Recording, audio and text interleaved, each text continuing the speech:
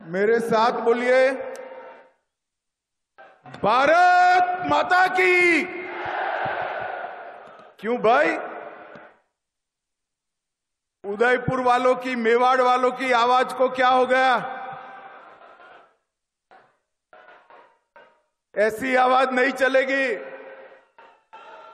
23 में भाजपा सरकार बनानी है ना? जोर से बोलो, बनानी है।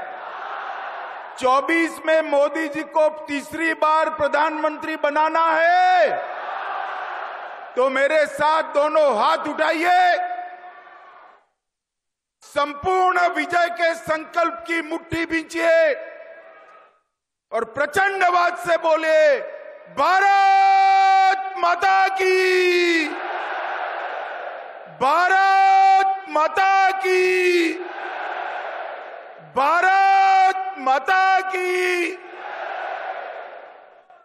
मंच पर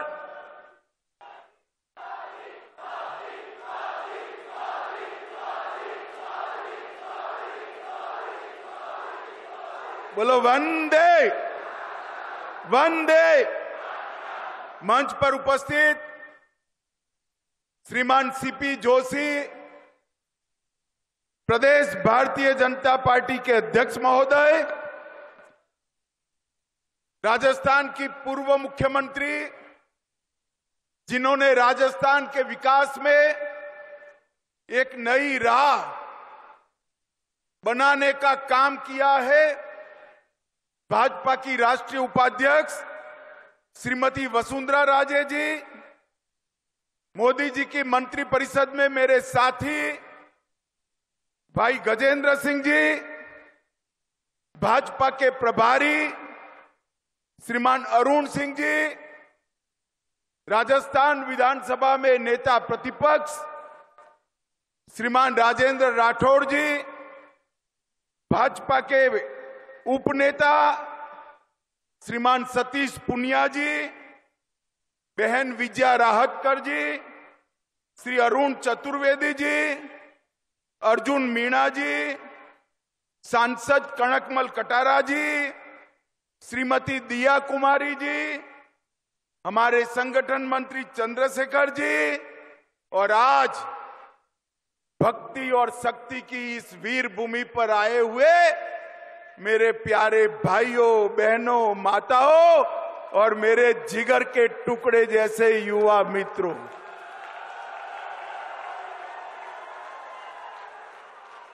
ये गहलोत जी खामखा इस आयु में इधर उधर घूम रहे हैं। ये सभा का कोई इनको वीडियो बता दे तो गहलोत जी को मालूम पड़ जाएगा कि उनकी सरकार का जाने का समय शुरू हो गया है। किसान को खेत में रहने का समय है, मेघराज का आगमन हो गया है।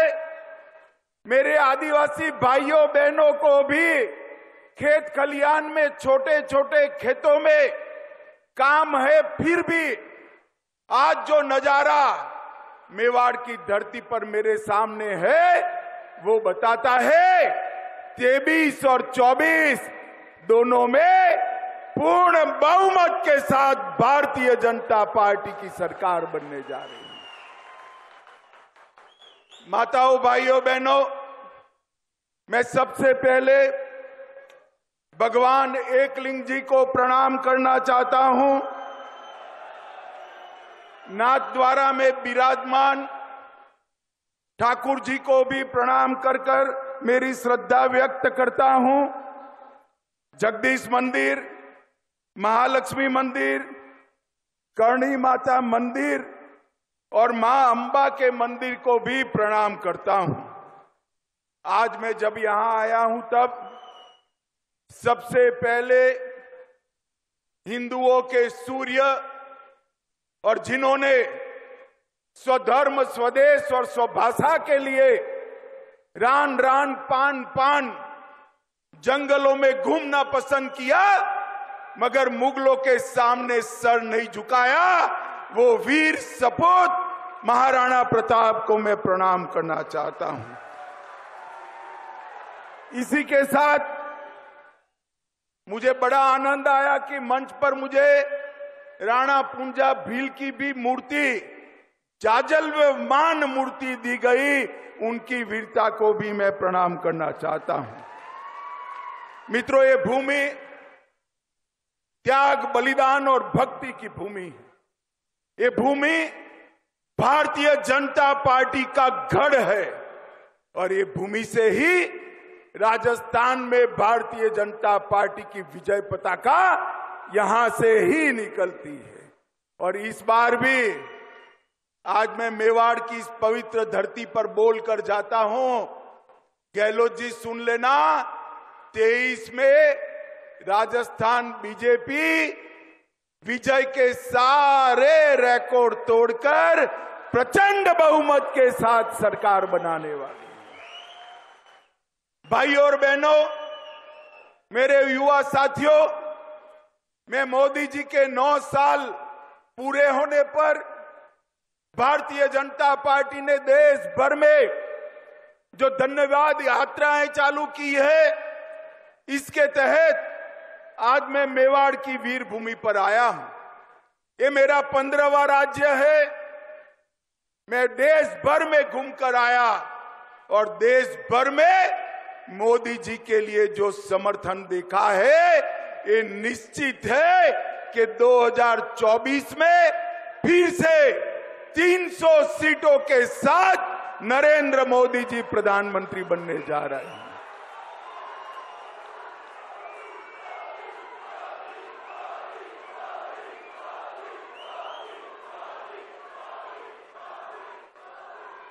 माताओं, भाइयों, बहनों, मोदी जी के शासन के 9 साल कई मायनों में भारत के अंदर परिवर्तनकारी रहे हैं। मोदी जी के शासन के 9 साल गरीब कल्याण के 9 साल रहे।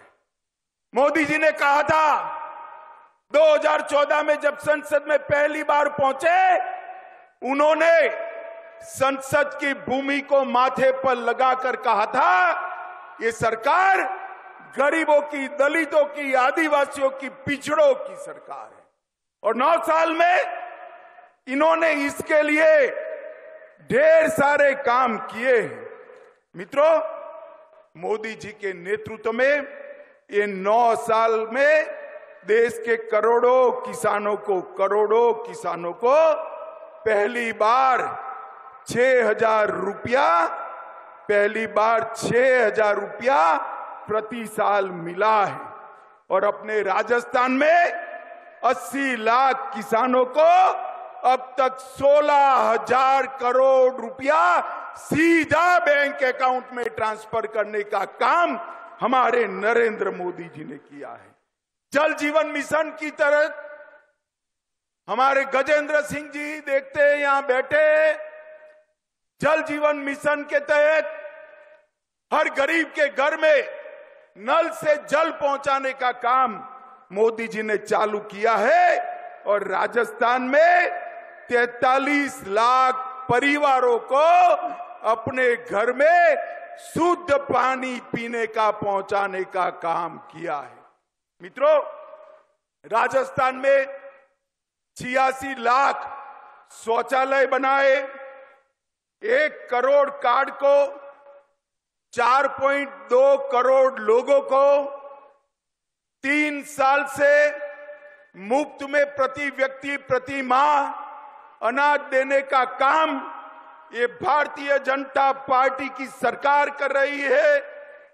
5.75 लाख उज्ज्वला के कनेक्शन दिए गए, 84,000 कनेक्शन मेरे ट्राइबल भाइयों को, आदिवासी भाइयों को देने का काम ये भारतीय जनता पार्टी की सरकार ने किया।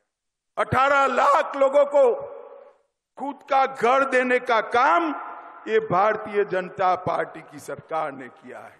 मित्रों, मैं पास के गुजरात से ही आता हूं।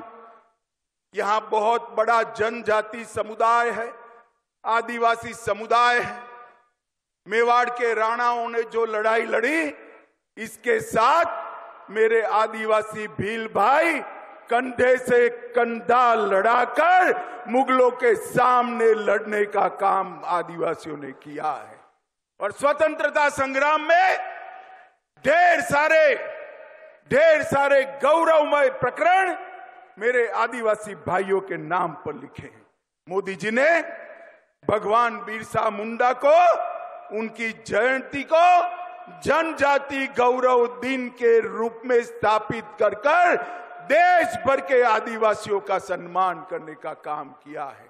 इसके साथ पहली बार आजादी के 75 साल के बाद एक आदिवासी महिला को, गरीब घर की महिला को द्रौपदी मुर्मू से महामहिम द्रौपदी मुर्मू बनाने का काम नरेंद्र भाई ने कर समग्र देश के आदिवासियों को गौरव दिलाया है।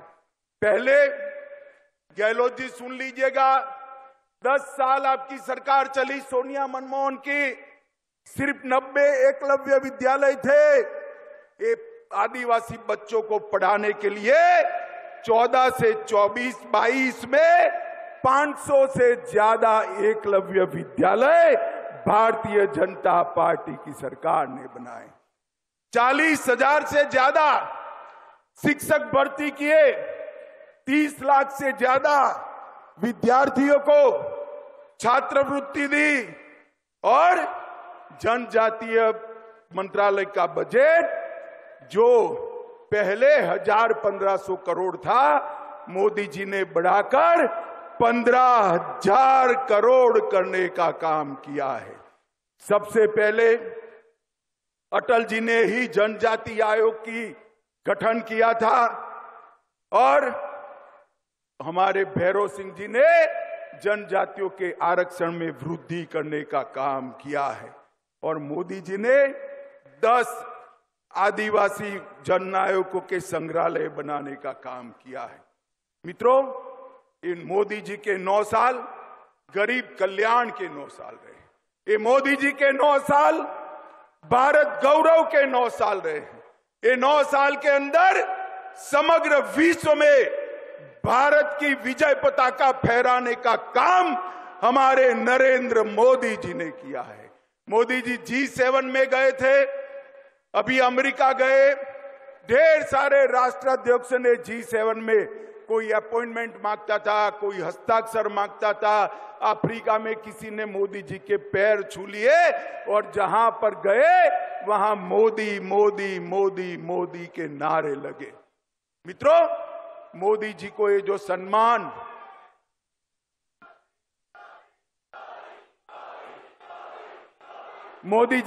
सम्मान समग्र विश्व में मिल रहा है, ये मोदी जी का सम्मान नहीं, ये भारतीय जनता पार्टी का सम्मान नहीं है। ये मेरे मेवाड़ के भाइयों बहनों को, राजस्थान के भाइयों बहनों का और देश की 130 करोड़ की जनता का सम्मान है। मित्रों, जनता का सम्मान है। मोदी जी ने भारत के गौरव को आसमान तक ऊंचा उठाया है। मोदी जी ने भारत उत्कर्ष से 9 साल विकास के हर पैरामीटर में, चाहे शिक्षा हो, इंफ्रास्ट्रक्चर हो, इंडस्ट्री हो, दलित कल्याण हो, आदिवासी कल्याण हो, युवा की बात हो, महिला की बात हो या विदेश से इन्वेस्टमेंट लाने की बात हो, हर क्षेत्र में मोदी जी ने नए आयाम गढ़े हैं। और मोदी जी के नेतृत्व में राजस्थान में भी ढेर सारा विकास हुआ है। मैं बाद में आपको उसकी बात करूंगा। माताओं, भाइयों, बहनों, ये 9 साल में मोदी जी ने देश को सुरक्षित किया है। ये सोनिया मनमोहन की सरकार थी, आए दिन पाकिस्तान से आलिया मालिया जमालिया घुस जाते थे और हमारे यहां बम धमाके करते थे। 2014 में आपने 25 में से 25 सीट दी, 19 में भी 25 में से 25 सीट दी। मोदी जी को प्रधानमंत्री बनाया और उरी और पुलवामा में गलती कर दी, पाकिस्तान ने गलती कर दी। परंतु इस बार मौनी बाबा मनमोहन जी प्रधानमंत्री नहीं थे, नरेंद्र मोदी प्रधानमंत्री थे। इस बार कांग्रेस की सरकार नहीं थी, भारतीय जनता पार्टी की सरकार थी। 10 ही दिन में पाकिस्तान के घर में घुसकर सर्जिकल स्ट्राइक और एयर स्ट्राइक कर आतंकवादियों का खात्मा बुलाने का काम नरेंद्र मोदी सरकार ने किया। माताओं, भाइयों, बहनों, ये मेवाड़ वालों, मुझे बताओ, ये कश्मीर अपना है या नहीं है? सुनाई नहीं पड़ता है, जोर से बोलो, कश्मीर अपना है या नहीं है? धारा 370 हटानी चाहिए या नहीं हटानी चाहिए?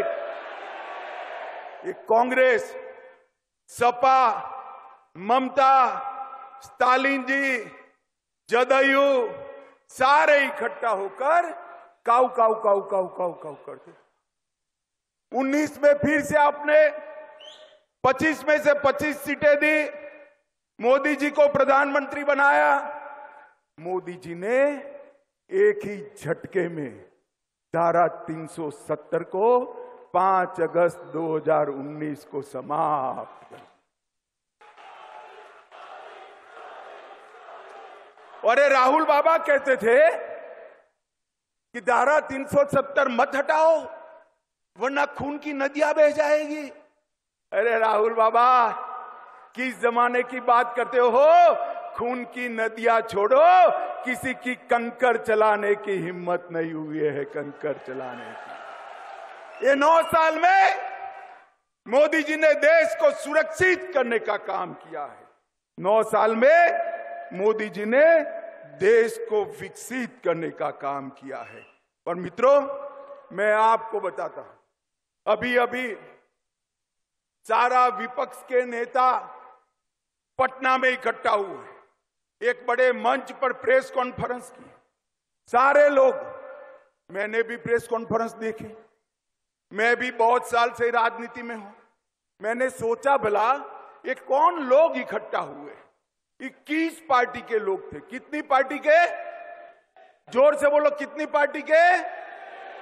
ये 21 पार्टी के लोग थे और 21 लाख के घपले, घोटाले, भ्रष्टाचार करने वाले लोग वहां पर इकट्ठा हुए। 21 लाख के घपले, घोटाले, जनता को हिसाब नहीं देना है। अरे मैं इस मंच से चैलेंज देता हूं, नरेंद्र मोदी सरकार पर आज तक हमारे विरोधी भी भ्रष्टाचार का एक भी आरोप नहीं लगा पाए हैं मित्रों, एक भी आरोप नहीं। और 21 पार्टियां 21 लाख का भ्रष्टाचार करने वाली इकट्ठा होकर राहुल बाबा को प्रधानमंत्री बनाने निकली है।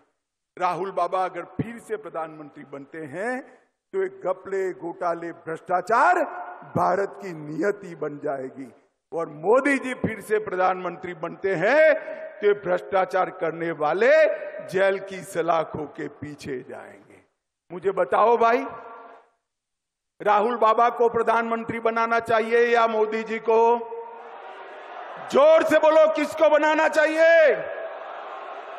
और ये सारी पार्टियां, ये सारी 20 पार्टियां, 21 पार्टियां जो इकट्ठा हुई, इनके मन में, मेवाड़ वालों, आपका भला नहीं है। इनके मन में अपने बेटे का भविष्य है। मैं नाम से कहता हूं, सोनिया जी का पूरा जीवन का लक्ष्य है राहुल जी को प्रधानमंत्री बनाना। लालू जी का लक्ष्य है अपने बेटे तेजस्वी को प्रधानमंत्री बनाना। ममता जी का लक्ष्य है अपने भतीजे अभिषेक को मुख्यमंत्री बनाना। स्टालिन जी का इंटरेस्ट है अपने बेटे उदयनिधि को मुख्यमंत्री बनाना। और गहलोत जी का इंटरेस्ट है वैभव को मुख्यमंत्री बनाना। मुझे बताओ, ये आपका भला कर सकते हैं भाई? जरा जोर से बोलो भाई, कर सकते हैं? जो अपने बेटे के लिए काम कर रहे हैं, इसको वोट देना है, या जो देश के लिए काम कर रहे हैं इसको वोट देना है? ये तय करने का समय देश की जनता के लिए आ रहा है। मित्रों, अब घर जैसा होगा ऐसा संस्कार घर के हर लोगों में हो। ये राजस्थान में गहलोत जी की सरकार भी पिछले 3-4 साल से लगातार देश भर में भ्रष्टाचार के सर्वेक्षण में भ्रष्टाचार करने में नंबर 1 पर है, नंबर 1 पर है। माताओं, भाइयों, बहनों, खनन विभाग में 66,000 करोड़ का भ्रष्टाचार किया और बात वहां तक पहुंच गई, एक संत ने अपना आत्मविलोपन करना पड़ा, फिर भी भरतपुर में अवैध खनन फिर से चालू हो गया है। उदय सागर झील के नाम से 2000 करोड़ का भ्रष्टाचार, प्रतापगढ़ में 1000 करोड़ रुपए के लाइमस्टोन खान का भ्रष्टाचार, सचिवालय में अफसरों की अलमारी से 2 करोड़ रुपया और 1 किलो सोना निकलता है। गहलोत जी जरा बताइए, सोना किसका है? भाई हिसाब मांगना चाहिए या नहीं मांगना चाहिए? पीछे वाले बोलो, मांगना चाहिए या नहीं मांगना चाहिए? आपके पास मौका है अब हिसाब मांगने का कि सचिवालय के अंदर ये 2 करोड़ रुपया और 1 किलो सोना किसका है, उसका हिसाब दीजिए। काली सिंह बांध के नाम पर करोड़ों रुपए का घपला, गरीबों के राशन में 100 करोड़ रुपया चाऊ कर गए, वृद्धावस्था पेंशन में 450 करोड़ रुपया चाऊ कर गए। शर्म करो, शर्म करो, गरीब बच्चों का अनाज और वृद्धों के पैसे खाकर कोई सुखी नहीं होता है। गहलोत जी, ये सरकार भ्रष्टाचार की सरकार है। इस सरकार ने तो भ्रष्टाचार के सारे रिकॉर्ड तोड़ने का काम किया है। और अशोक गहलोत जी ने जितने भी वादे किए थे वो सारे वादे तोड़ दिए हैं मित्रों। 10 दिन के अंदर किसानों का कर्जा माफ करना था। मुझे बताओ, हुआ है भाई? अरे जोर से बोलो, हुआ है? युवाओं को बेकारी भत्ता मिला है? उल्टा 19,000 किसानों की भूमि कुर्क करने का काम ये सरकार ने किया है। मित्रों, 19 से ज्यादा पेपर लीक हो चुके हैं। बेरोजगारी और बलात्कार में राजस्थान देश भर में नंबर 1 पर है और उनके ही प्रदेश कांग्रेस अध्यक्ष के बेटे टॉपर कर जाते हैं, जनता बिचारी रह जाती है। मित्रों, एक दूसरी बात है, इस प्रदेश में कानून और व्यवस्था की स्थिति बुरी तरह से चरमराई गई। 2000 में जयपुर में बॉम्ब ब्लास्ट हुआ था। मैं उस वक्त गुजरात का गृह मंत्री था, वसुंधरा जी यहां थी। सबको पकड़ा। इनके एडवोकेट जनरल को फुर्सत ही नहीं है पैरवी करने के और सारे से सारे लोग छूट गए। 50 लोगों को मारने वाले दहशतगर्द आतंकवादी आज निर्दोष छूट गए हैं और इनको शर्म नहीं आती। और मुझे कहते हैं कि क्या किया कन्हैया लाल ने। अरे तुम्हें, आपको पहले शर्म आनी चाहिए। माताओं, भाइयों, बहनों, बताओ, कन्हैया लाल को सुरक्षा किसने नहीं दी? जोर से बोलो, किसने नहीं दी? जोर से बोलो, किसने नहीं दी? मर गया तब तक किसकी पुलिस चुप रही? अरे आप तो पकड़ना भी नहीं चाहते थे, एनआईए ने पकड़ा। और झूठ मत बोलो गहलोत जी, चार्जशीट नहीं हुई है। मैं डंके की चोट पर कहता हूं, 22 दिसंबर 2022 को चार्जशीट हो चुका है। स्पेशल कोर्ट बनाने का काम आपका है, जिससे जल्द सजा दी जाए। राजस्थान सरकार हाई कोर्ट को भरोसे में लेकर स्पेशल कोर्ट नहीं बनाती है, न तो आज तक कन्हैया लाल के दोषियों को फांसी पर लटका चुके होते। मित्रों, लटका चुके। इनको शर्म आनी चाहिए। ये वोट बैंक की राजनीति करते हैं। मैं आज इतना कहना चाहता हूं, मोदी जी ने PI5 पर बैन लगाया। गहलोत जी के राज में कोटा में PFI की रैली निकलती, चित्तौड़गढ़ में रतन सोनी की हत्या होती, करौली में हिंदू त्योहार बंद कर दिए जाते हैं, संघ का पथ संचलन बंद कर दिया गया है और 300 साल पुराना शिव मंदिर अलवर में ढहा दिया गया। भगवा ध्वज उतारने की हिमाकत ये गहलोत सरकार करती है।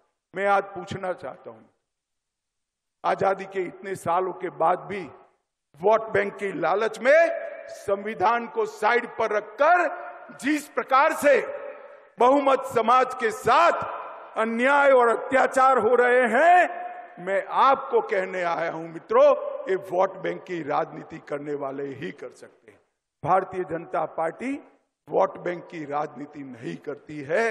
मोदी जी के शासन में जब वसुंधरा जी थी तब भी यहां आतंकवाद पर लगाम कसने का काम भारतीय जनता पार्टी ने किया है। ये 3D से घिरी हुई सरकार है। 3D का मतलब है दंगा, महिलाओं से दुर्व्यवहार और दलितों पर अत्याचार। ये 3D से घिरी हुई अशोक गहलोत सरकार को हमने उखाड़ कर फेंक देना है। मित्रों, ये दंगा राज यहां पर हो चुका है। मैं आज आपको इतना ही कहना आया हूं मित्रों, आपके पास 2 मौके, एक आपको केंद्र सरकार भी चुननी है 24 में, एक राज्य सरकार भी चुननी, मगर एक वोट देने से दोनों काम होते हैं। तो राजस्थान वालों करना चाहिए या नहीं करना चाहिए? अरे जोर से बोलो यार, एक ही वोट देने से 2 काम होते हैं तो करना चाहिए या नहीं करना चाहिए? तो ट्रेलर पहले है, 23 में है। 23 के ट्रेलर में अशोक गहलोत सरकार को मूल के समेत उखाड़ कर फेंक दीजिए एक बार, तो 24 में अपने आप 25 सीटों का रास्ता प्रशस्त हो जाएगा और मोदी जी फिर से प्रधानमंत्री बनेंगे। मुझे बताओ माताओं, भाइयों, बहनों, मोदी जी को प्रधानमंत्री बनाना चाहते हो? ऐसे नहीं, दोनों हाथ उठाकर बोलो, चाहते हो? फिर से 25 सीट तीसरी बार राजस्थान से मोदी जी की झोली में डालेंगे? ये भ्रष्ट नकारा अशोक गहलोत सरकार को उखाड़ कर फेंक देंगे। यहां पूर्ण बहुमत की रिकॉर्ड तोड़ने वाली भारतीय जनता पार्टी की सरकार बनाएंगे। कमल के निशान पर वोट देंगे। तो मेरे साथ दोनों हाथ उठाइए, उठाइए दोनों हाथ, विजय के संकल्प की मुट्ठी बींचिए और प्रचंड आवाज से बोलिए, भारत माता की, भारत माता की, वंदे वंदे वंदे। आप सभी का बहुत बहुत धन्यवाद, प्रणाम।